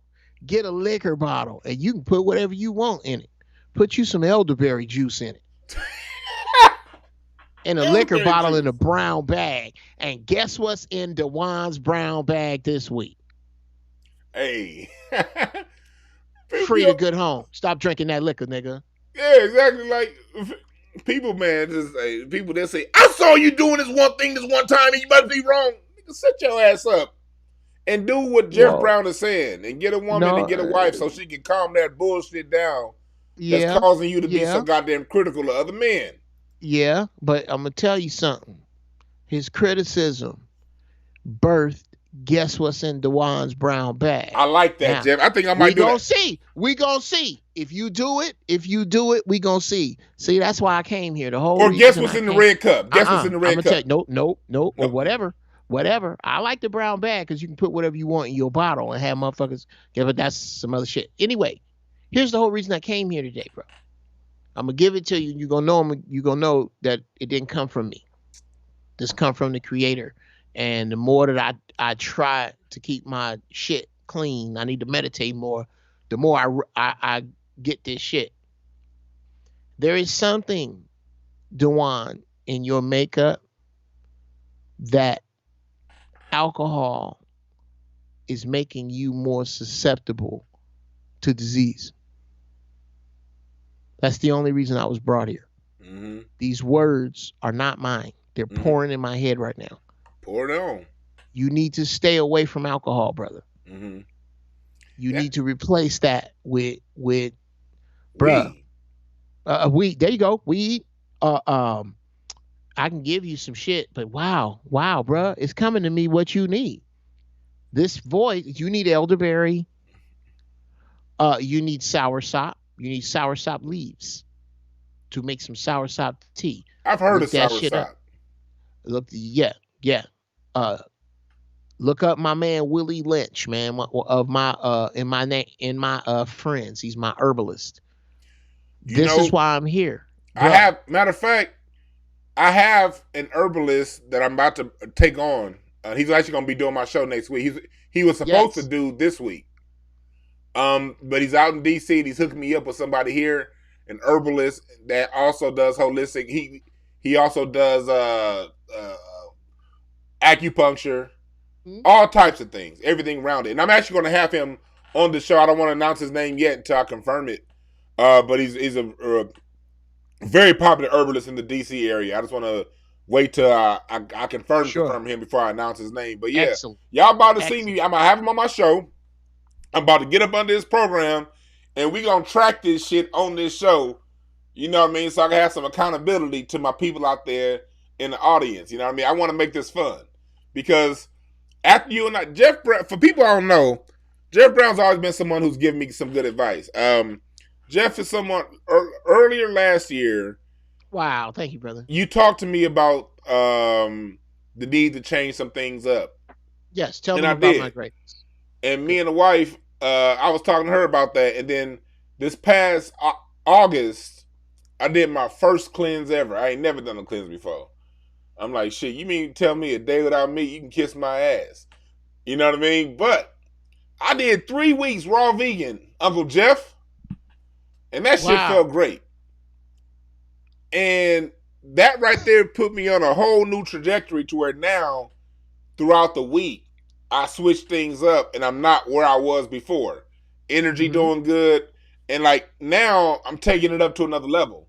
I'm actually about to work with the herbalist, you know, hand in hand to get things right and tight. God damn it. And let me make something clear to the audience. It ain't, because the audience be making it seem like, oh man, you need to look because you're fat. Oh, look, it ain't about being fat, goddammit.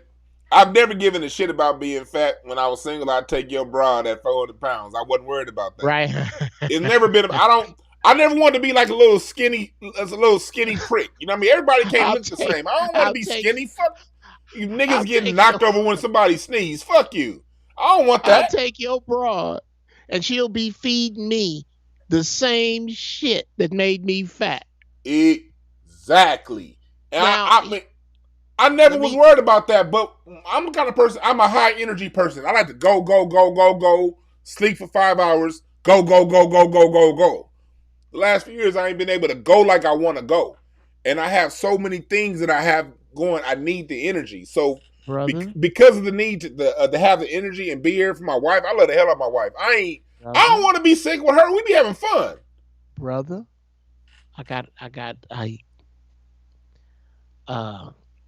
again, with love,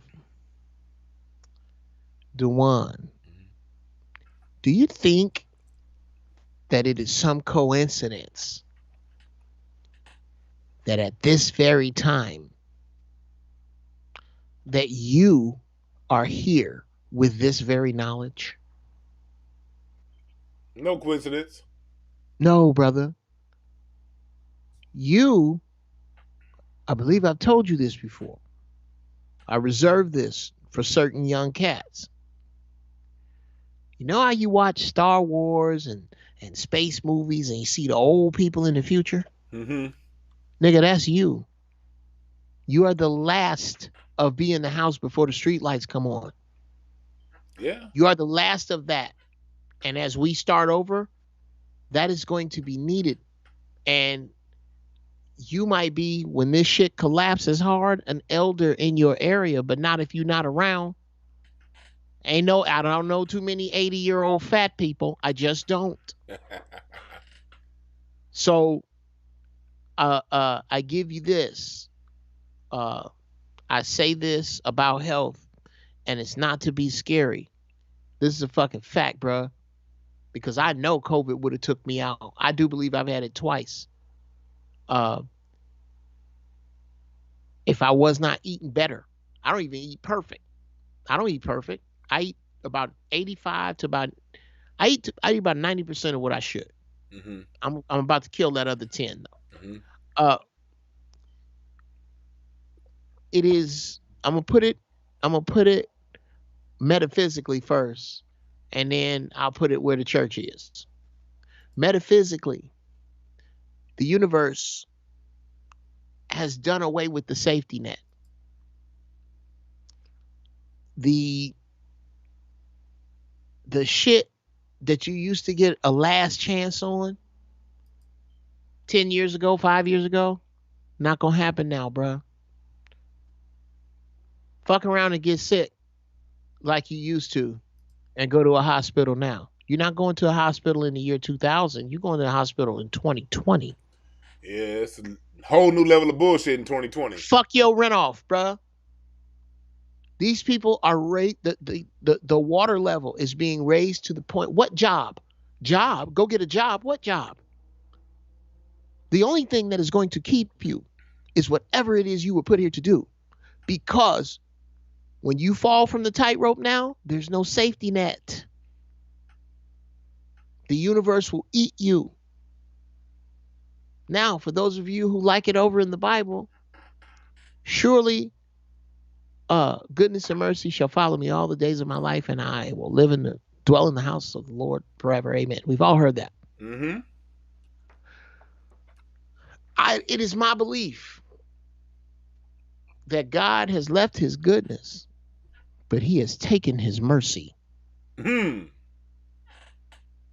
There will be no mercy for your foolishness. Keep eating bad. Keep saying grace over bullshit. Keep hearing that little voice and ignoring it. The price is much more now. So you can fuck around if you want to. But what it is you're not fucking around on my time or anyone else's but your own. But your own, yeah. So as long as you, and I say this about people on the meat wagon, look, you can eat a homeless man asshole first. I really don't care. What you eat literally does not make me shit. However, when, not if, the words shunt, metastasize, dialysis, or stages 1 through 4 make their way into your lexicon, please don't act like your name was on some evil wheel of fate that the devil spun through a dart and hit. You did this to yourself. And if you're going to own it, then that's cool. Don't have the mothers of the church down, hold the boko shine around your bed. Hold the boko, shamala. You did this to you with what you put in you, mm-hmm. and how you did not heal you. Mm-hmm. I say that to everybody, anybody. There's a chick I work with that got upset, or thought that she got upset with me for saying it, but she was coming out. We was doing this other thing, and she goes, "Oh, Geoff, you about to get on me for smoking?" I go, No. I applaud you, your courage for picking how you're going to die. You've picked lung cancer because it says it right on the package, right? When you buy it, they didn't hide it from you. This shit causes lung cancer. So I don't know why you picked it. Have you seen how people die with lung cancer? It isn't pretty and it isn't slow. But if that's what you've chosen, just be honest that you've chosen it. Mm-hmm. I'm trying to make death a complete fucking surprise. Mm-hmm.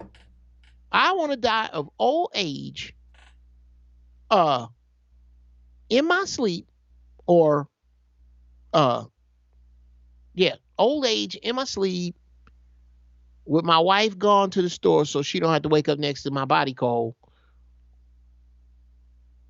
But that's, in order to do that, I have to find the things that don't make sense. And once they don't make sense, they're gone. There's like a gladiator arena of ideas in my head every day. And the stronger ideas, when a stronger idea comes in, it kills the old idea and I don't fuck with it.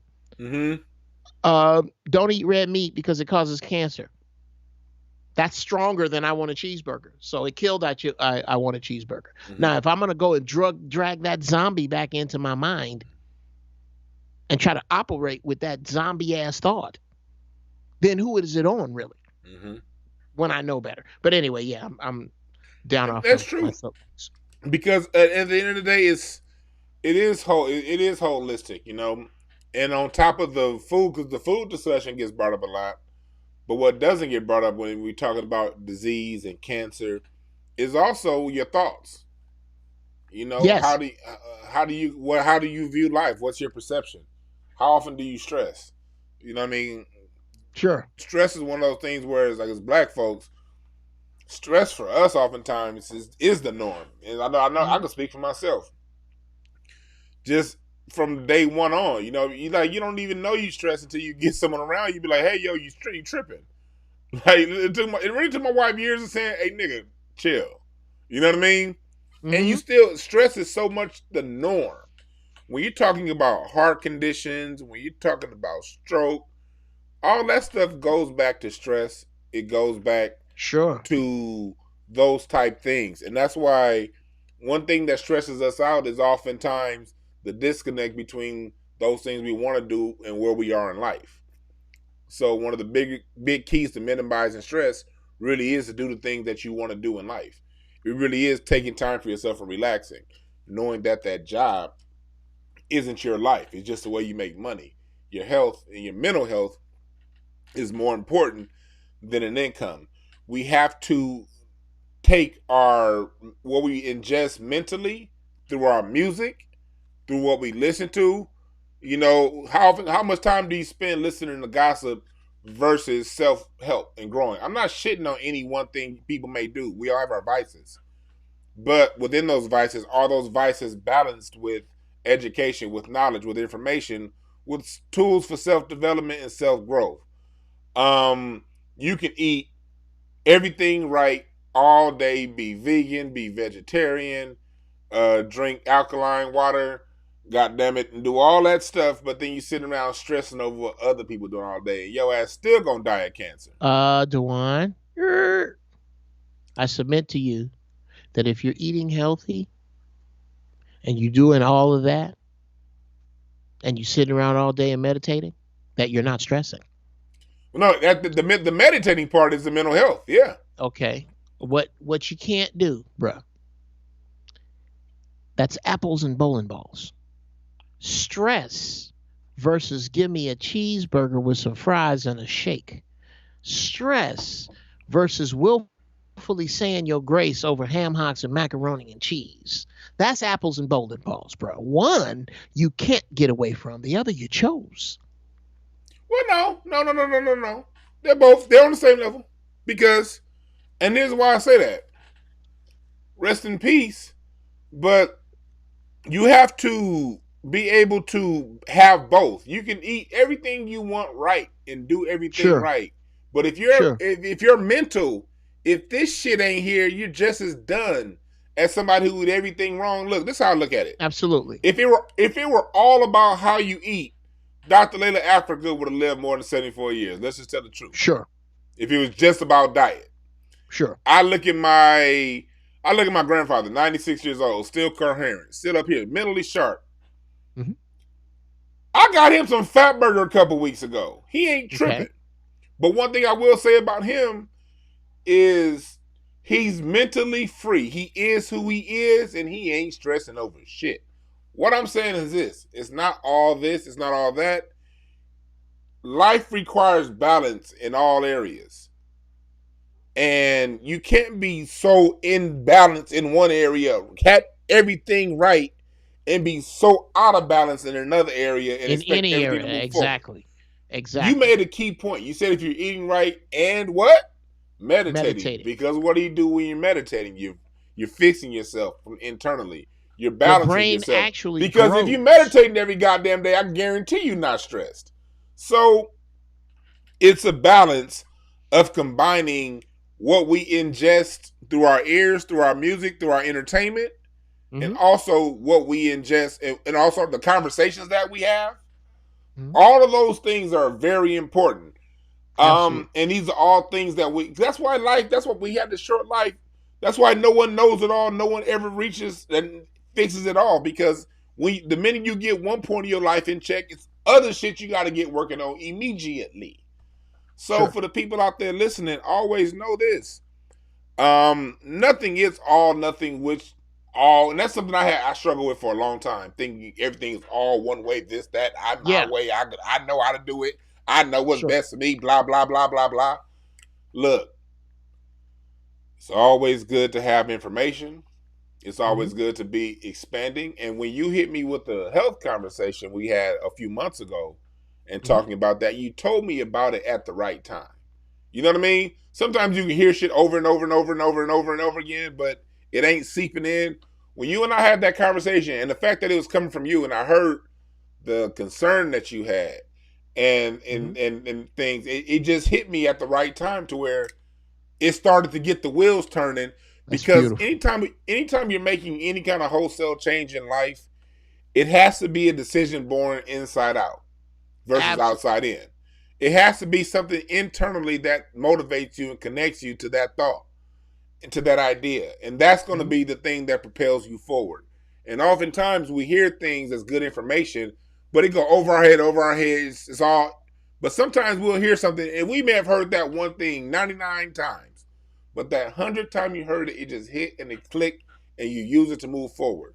The key to moving forward, the key to helping yourself in life is really understanding that personal connection. And when you hear something and you know good and hell well it connects to you, do something about it. Earlier on, sure. I'll I can smoke a bag of that. Where and I think that is the earmark of wisdom. Wisdom is the amount of time or lack thereof. And yes, wisdom is measured by the amount of time or lack thereof and the amount of obedience or lack thereof to the quiet voice. The quiet voice has all wisdom. If you follow it implicitly, your life will be wonderful. Think about it. Every time you fuck up, it's that screaming voice. God damn, ain't nobody gonna be looking. Look at her ass. Oh man, how your wife gonna know, nigga? Just make sure you use the same kind of soap we use at the house. It's that voice. The same voice, the same at the same time. There's a quieter voice going, dude, is it worth all this? I mean, yeah, I see the ass too, but really? And it is the strength, the will to because your soul wants to follow that voice. Unfortunately, that soul is trapped in this earth suit, which this particular earth suit doesn't anymore love working out. So my will must be stronger. It is my will. And I'm dude, these words are coming to me for me right now. Yeah, yeah. Go ahead, brother. Is that uh I am allowing this me to override the me that is deep, deep, deep, deep in here. The me that those of you who are so inclined, look up KRS-One Rockstar. Have you seen that, Dwan? No. Bruh, I am not going to fuck it up here, but I implore you. He was doing a lecture, and he explains who we really are as human beings. Okay. With KR, look up KRS-One Rockstar. It is fucking I'm dope. about to It's save that in unbelievable. my YouTube right now. I'm about to download to my phone. KRS-One Rockstar. Rockstar. Okay, I'm about to put that And in my it downloads on YouTube and and probably it will smoke a come joint up. when I'm done It's watching this. unbelievable. Uh I think uh and then I'm gonna say this shit and then I don't know if I'm this is off topic. It's just coming to me right now. Uh the importance of writing things down as opposed to typing them. I submit that writing comes directly from the soul. Mm-hmm. Writing, for me, writing is like with my hand, is like making love to a woman. Typing is like making love to a woman with a condom when I was much younger and knew less about what the fuck I was doing. And talking about it is just masturbation. Uh, when your thoughts, your thoughts are the things in the fourth dimension. The house you want, the car you want, the life you want. Those things they exist in the fourth dimension. Even though these motherfuckers are trying to get a lock on the fourth dimension right now. Mm-hmm. Yeah. They are in the fourth dimension. They exist. The things that you want, the things that you see how you speak and magnetize them to yourself, you do. And they imagine they're on a table and they come sliding to you. How you control your life is how you control that thing that is sliding to you. Well, those things that are in the fourth dimension, to bring them to you. And this was a few years before I wrote for Katt Williams. I can tell you this other story about the fourth dimension and how he is a master of it. But at any rate, here's how you pull things down from the fourth dimension. Budget, schedule, and timeline. Those are the cages you trap your goals in. That is the cage you build. Budget, timeline, plan, and execution is the whip. And that is how you control your shit. You get it down from the fourth dimension. Once you write it down, it is now real. Once you write down, I will make this small step between now and next week. Well, 7 days from now, you're not a liar if you said it. If you said it to your cousin, so what? If you said it to yourself, so what? But when you write that shit down, it's real. Are you lying to the universe now? Because it said you were going to drink a gallon of water today, did you? There's your chart. You chart your progress right there. And if you write down what you do and only do what you write down, and you connect that to the shit in the fourth dimension, there's no way it can't get to you. Hey, you know, it's funny you say that. It's funny you say about the writing down part, because I remember about 10 years ago, this one I got down to the weight I'm at right now. In the 330. I was close to a little over 400 pounds. Mm-hmm. I did a weight loss challenge with my manager at the time, at the job that I had, who ended up becoming a business mentor, Mr. Al Sinchuk. Salute to you. He's somebody who really meant a lot to me. But he's passed away now. But we did a weight loss challenge. I was me versus his son, and he put his money behind me, and I lost 70 pounds in about 2.5 months. Wow. And that was just all from what I would do is I would write down everything that I ate. I wrote down what I was going to do for the day, calories, whatever, and then I would write it down. And when you write it down, it put a level of accountability on what you do. Sure. Whereas when you don't do it, you're a motherfucking liar, and you feel like shit. Well, that's because so it feels better to write it down and do it. Yes. Than it does to not. I hadn't written things down like that in a long time. And Mark, from this conversation, I need to start writing things down more like that. I forgot how good writing down things down works for me. Well, guess what you do, bro? Depending upon the power. Oh my God. Yes. Okay, I'm gonna get this out as fast as it's coming to me. Depending upon the power of your writing, when you write, that's why it's called spelling.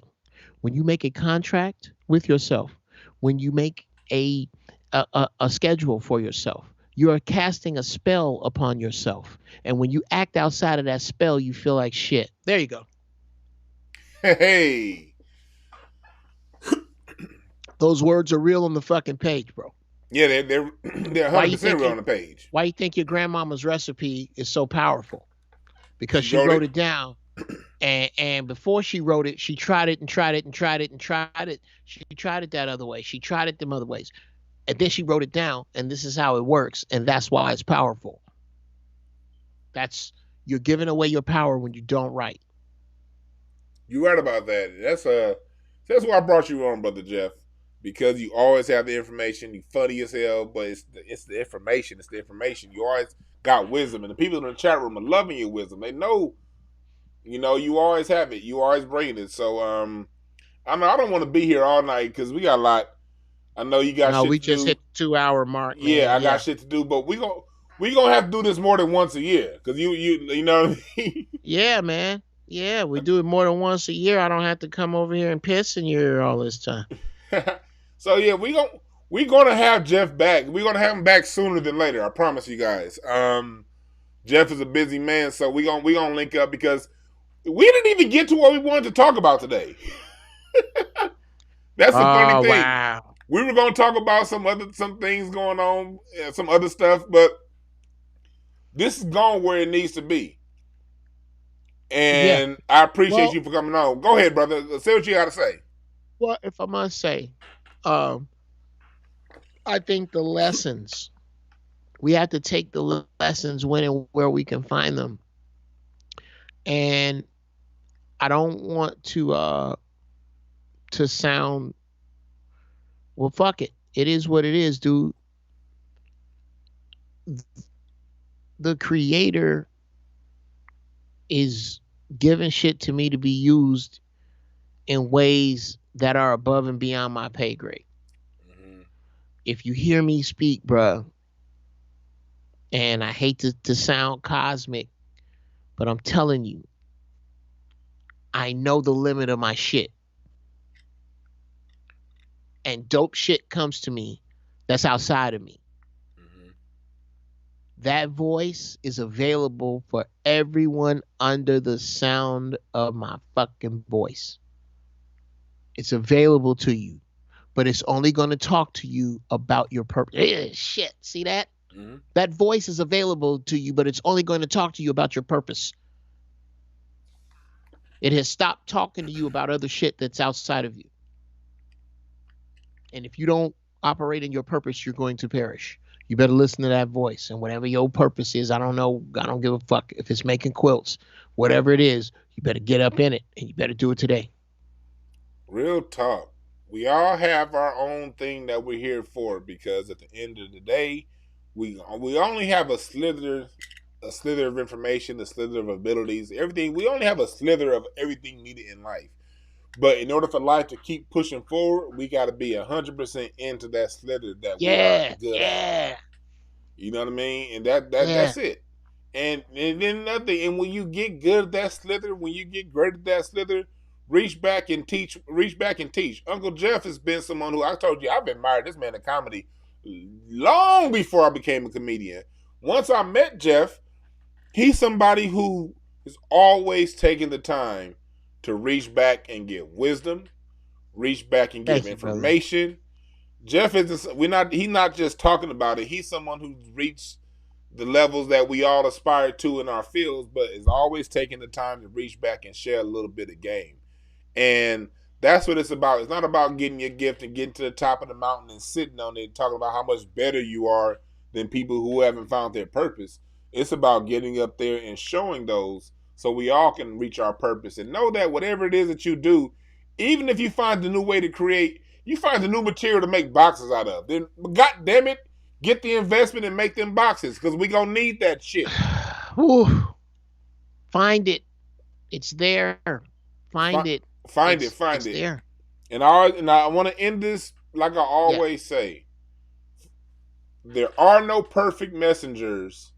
Only perfect messages for those who are willing to listen. I take what you've told me, Geoff, to heart. Those out there, if something was said today, if it vibrates with you, take it to heart. If it don't vibrate with you, keep pushing. Don't trip. I'm DwannBrown for Geoff Brown. And those listening, no, we not cousins, no, we not family, but we are family. Wait a minute, shit. I gotta okay. I'm gonna say this. I'm gonna shut the fuck up. Go. Dwan, are we cousins? I don't think so. No. Do you know why we don't know? Why? Because our ancestors were bred and sold like cattle. So let's pretend that instead of saying when you see somebody that they're not related to you, how about they are? They are. That's what I said. We not, but we are. Because if that was your if down on the ground with his knee, if George Floyd, yes, I tell you what, here's the formula and then I'm done. Apply this formula to the next thing that comes your way. If George Floyd was blank, I wouldn't have been able to stand still. And I don't care who that is. If that's your baby, your mama, your brother, your sister, whoever that is. And make that everybody black. Because that's love. And that's the only way we're going to make it. I'm done. That's right. Thank you, Uncle Geoff. We will be back to you guys live soon. Until then, tune in for the next one. We out. Peace.